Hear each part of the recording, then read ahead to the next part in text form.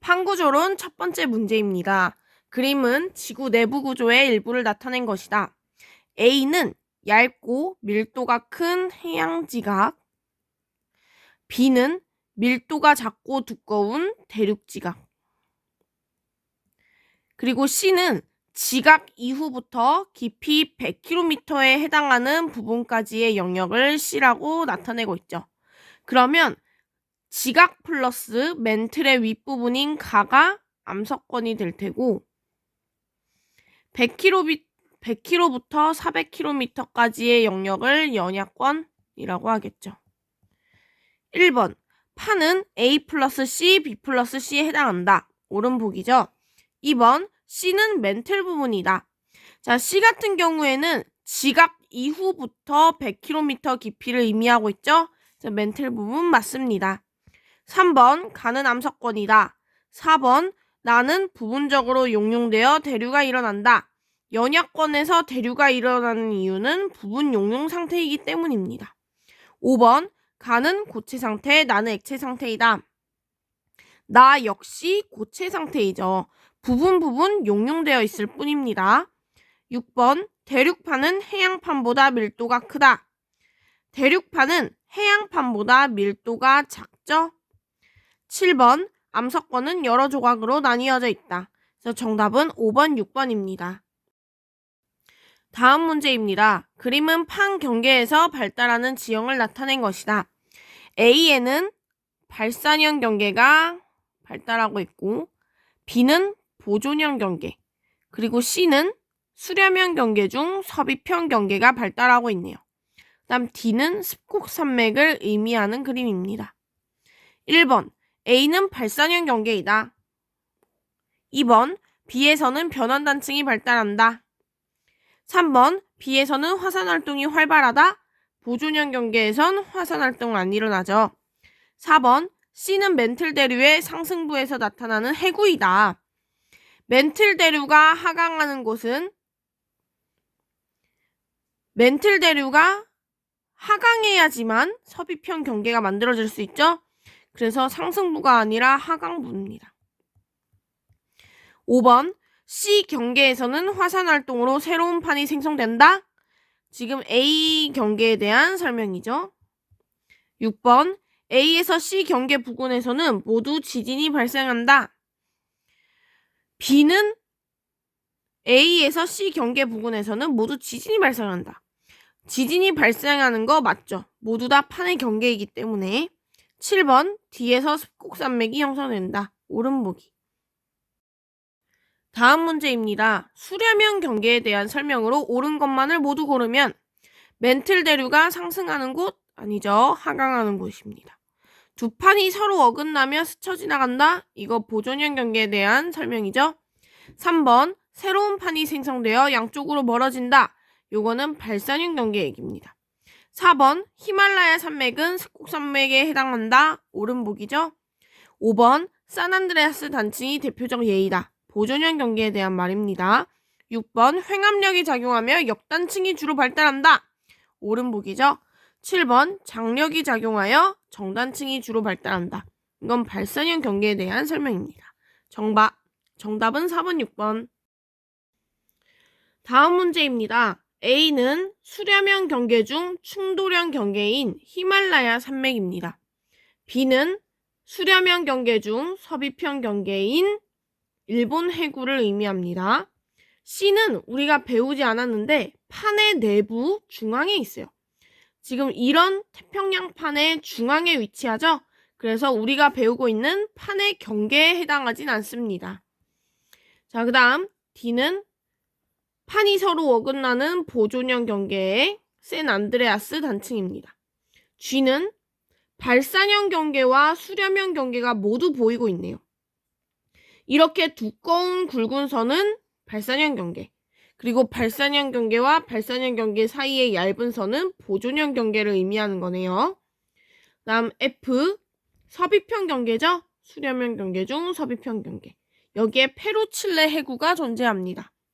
E는 지금 보존형 경계만 의미하고 있네요. 대서양 중앙 해령 중에서도 지금 해령과 해령 사이인 보존형 경계 부분만 찝고 있어요. 그래서 여기는 보존형 경계다. 1번 A는 대륙판과 대륙판의 수렴형 경계다. 옳은 보기죠. 2번 B에서는 호상열도가 생성된다. 맞습니다. 3번 C는 판경계에서 화산활동이 활발하게 일어난다. 일단 애초에 C는 판의 경계가 아닙니다. 판의 내부예요. 그래서 3번은 틀린 보기입니다. 4번 D에서는 신발지진 발생한다. 보존형 경계는 천발지진만. 5번 E에서는 화산활동이 일어나지 않는다. 지금 E를 보게 되면 보존형 경계만 물어보고 있기 때문에 화산활동이 일어나지 않는다. 정답입니다. 6번 F에서는 해구가 생성되며 습곡산맥은 형성될 수 없다. 해구, 페루칠레 해구가 형성되고 습곡산맥은 안데스 산맥이 형성되고 있죠. 그래서 6번은 틀린 보기입니다. 7번 G는 해령과 해령 사이에 보존형 경계가 존재한다. G 같은 경우에는 지금 해령과 해령 사이에 보존형 경계 존재하죠? 그래서 옳은 보기입니다. 다음 문제입니다. 그림은 판경계 A에서 D를 특징에 따라 구분하는 과정이다.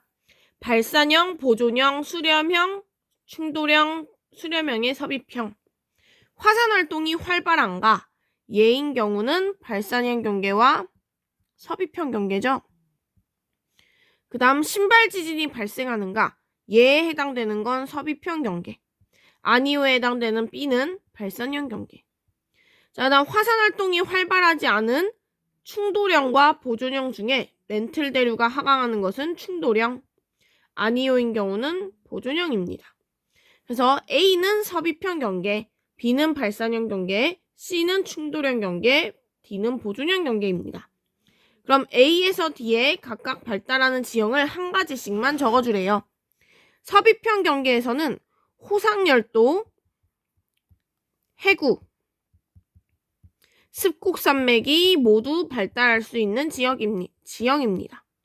그 다음 발산형 경계에서는 해령이 주로 발달하는 지형이죠. 충돌형 경계에서는 습곡산맥이 주로 발달합니다. 그 다음 D 보존형 경계에서는 변환단층이 발달하는 지형이죠. 이 중에 한 가지씩만 작성하시면 됩니다.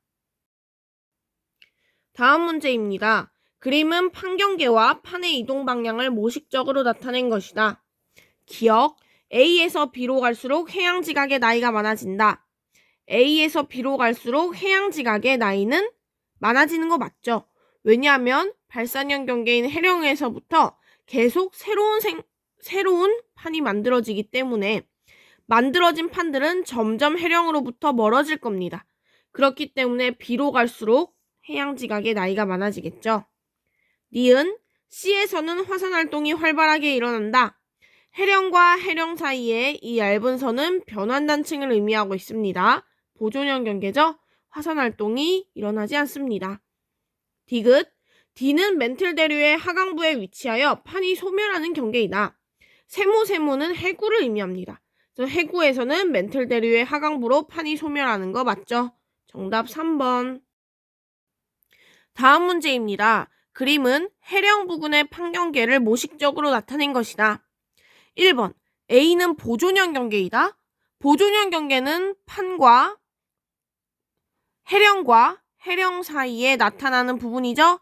그래서 보존형 경계는 A가 아니라 B에 해당이 됩니다. 2번 B에서 변환단층이 발달한다. 옳은 보기죠. 3번 B에서는 화산활동과 천발지진이 발생한다. 화산활동은 발생하지 않습니다. 4번 C는 멘틀 대류가 상승하는 곳이다. 해령은 멘틀 대류가 상승하여 판과 판이 멀어지는 영역 맞죠? 5번 새로운 판이 생성되는 곳은 C이다. 6번 A와 D는 서로 다른 판에 위치한다. 자, 지금 D 같은 경우는 오른쪽으로 이동하는 판에 속해 있고요. A 같은 경우에는 왼쪽으로 움직이는 판에 속해 있습니다. 서로 다른 방향으로 움직인다는 건 다른 판에 위치한다는 게 맞습니다. 7번 해양지각의 나이는 D가 C보다 많다. 해양지각의 나이는 해령에서부터 멀어질수록 점점 증가하죠. 그래서 7번 옳은 보기입니다. 정답은 1번, 3번. 다음 문제입니다. 그림 가와나는 안데스 산맥과 히말라야 산맥을 단면을 순서 없이 나타낸 거래요. 안데스 산맥은 서비평 경계에서 나타났고 히말라야 산맥은 충돌형 경계에서 나타났습니다.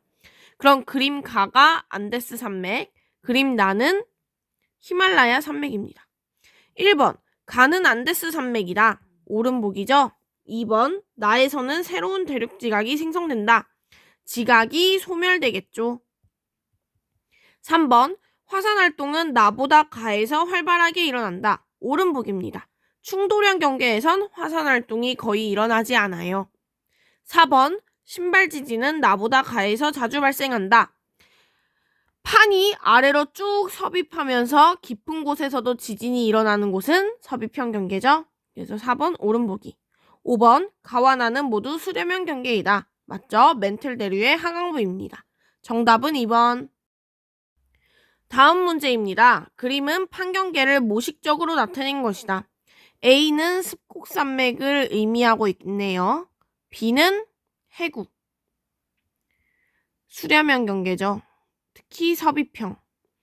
D는 해령, 발산형 경계를 의미합니다. C는 변환단층, 보존형 경계를 의미합니다. 1번 A는 히말라야 산맥과 같은 습곡산맥이 형성된다? 아니죠. 히말라야 산맥 같은 경우에는 충돌형 경계에서 만들어지는 습곡산맥이죠. 2번 B에서 A로 갈수록 진원의 깊이가 깊어진다. 진원이라고 하는 건 지진이 발생하게 된 장소를 의미합니다. 그래서 B에서 A 쪽으로 갈수록 점점 지진의 깊이가 깊어지는 거 맞습니다. 3번 C 경계에서는 판과 판이 어긋난다. 판과 판이 서로 다른 방향으로 어긋나 움직이죠? 맞습니다. 4번 C 경계에서는 화산 활동이 활발하다. 보존형 경계에서는 화산 활동이 활발하지 않습니다. 5번 D 경계에는 해령으로 새로운 해양 지각이 생성된다. 옳은 보기죠. 6번 B, C, D 경계에서는 모두 천발 지진이 발생한다. 천발 지진은 모든 판의 경계에서 발생합니다. 그래서 정답은 1번과 4번. 다음 문제입니다. A는 히말라야 산맥, 즉 충돌형 경계를 의미하고 있네요. B는 일본 해구 서비평 경계입니다. C는 샌안드레아스 단층으로 보존형 경계입니다. D는 페루 칠레 해구로 서비평 경계입니다. E는 대서양 중앙해령으로 발산형 경계입니다. 근데 지금 발산형과 발산형 사이에 보존형 경계도 존재한다라고 얘기할 수가 있겠네요. 1번 A에서는 천발 지진과 화산 활동이 활발하다. 화산 활동은 충돌형 경계에서 일어나지 않습니다. 2번 B에서는 해구와 나란하게 호상열도가 생긴다. 옳은 보기죠. 3번 C에서는 천발 지진이 발생한다. 옳은 보기입니다. 4번 판이 생성되는 경계는 C와 E이다. 판이 생성되는 경계는 발산형 경계여야 되겠죠. 그래서 C는 아니고 E만 해당이 됩니다. 5번 인접한 두 판의 밀도 차이는 D가 E보다 크다. D는 대륙판과 해양판이 접해 있고 E는 해양판과 해양판이 접해 있죠. 그럼 밀도 차이는 D가 더 클 겁니다. 6번 A에는 역단층이 E에는 정단층이 주로 나타난다. A는 수렴형 경계이기 때문에 횡압력이 작용하여 역단층, E에는 발산형 경계로 장력이 작용하여 정단층 맞습니다. 7번 D는 판이 소멸하는 경계이다. 서비평 경계죠? 옳은 보기입니다. 정답은 1번과 4번. 다음 문제입니다. 그림은 동아프리카 지역에서 판에 작용하는 힘의 방향을 나타낸 것이다. 기억, A와 B 사이의 거리는 점점 멀어질 것이다. 지금 힘의 작용 방향이 서로 멀어지는 방향이죠. 그래서 A, B는 발산형 경계 사이에 존재하는 지점으로 거리가 점점 멀어질 겁니다. 그러니까 A, B 사이에 발산형 경계가 위치하고 있으니까 A, B는 점점 멀어질 거예요. D은 A와 B 사이에 해구가 발달한다? 해구가 아니라 해령이 발달하는 거죠. 디귿, C에서는 열곡대가 발달하고 역단층이 나타날 것이다. C에는 열곡대, 열곡이 줄지어져 있는 열곡대에 발달할 수 있겠지만 역단층이 아니라 정단층이 주로 나타나겠죠. 리을, C에서는 천발지진과 화산활동이 일어난다. 발산형 경계에선 천발지진과 화산활동 모두 일어날 수 있습니다. 정답은 2번. 마지막 문제입니다. 그림은 북아메리카 대륙의 서쪽에 분포하는 판의 경계와 판의 이동 방향을 나타낸 것이다. 이에 대한 설명으로 옳은 것만을 모두 골라라. 기억, 해양 지각의 나이는 A가 B보다 적다. 지금 해령에서 멀어지면 멀어질수록 해양 지각의 나이가 증가하기 때문에 A가 B보다 나이는 많습니다. 니은, C에는 변환단층이 발달한다. 지금 C 같은 경우에는 판과 판이 서로 어긋나는 방향에 나타나고 있죠. 그래서 변환단층이 발달할 수 있습니다.